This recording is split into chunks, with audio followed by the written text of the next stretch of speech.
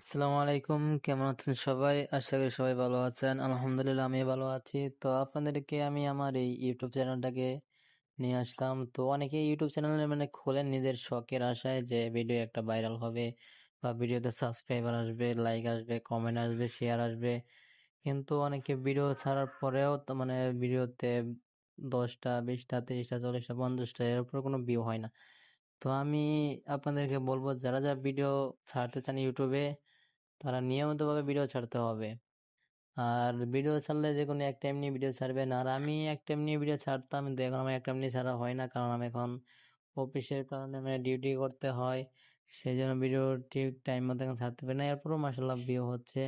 তো আপনারা ভিডিও ছাড়তে গেলে কিছু হ্যাশট্যাগ দিতে হবে। অনেকে ভিডিও ছাড়েন কিন্তু হ্যাশট্যাগ দেন না।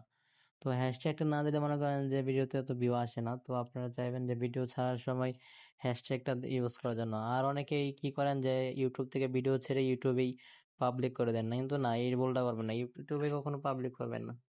আপনারা ওয়াইটি স্টুডেন্ট নামিয়ে নেবেন, তো ইউটিউবে ভিডিও ছাড়বেন আর সেখান থেকে আনপাবলিক করে রাখবেন।